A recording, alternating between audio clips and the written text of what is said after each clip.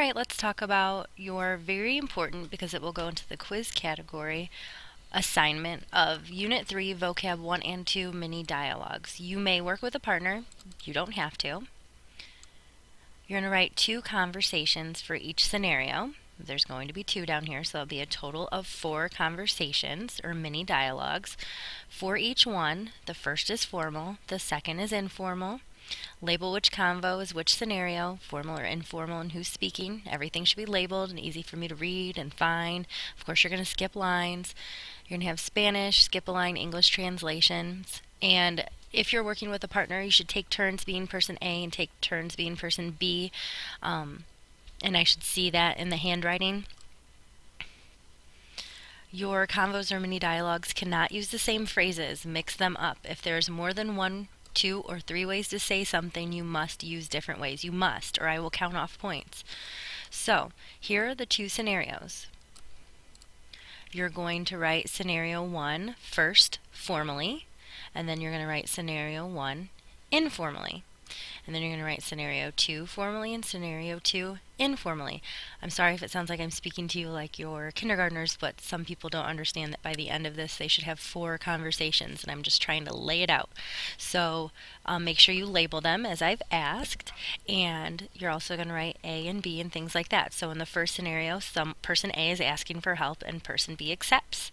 And make sure you don't stop after just asking for help or a hand or a favor doing something, but that you actually include a task here using current vocab. So, can you lend me a hand to take out the trash? Can you do me the favor of taking the dog out for a walk?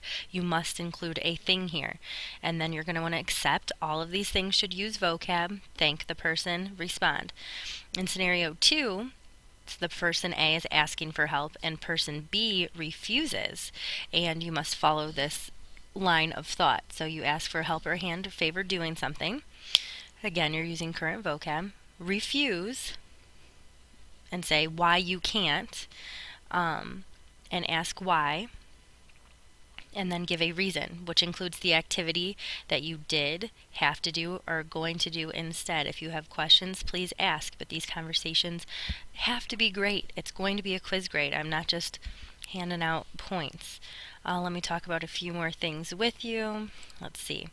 This is a screen that I used when we talked in class about how these are the formal ways of saying these things, and we talked about how to make them informal. We also talked about different formulas, that ayudar is followed by a plus an infinitive if you want help doing something.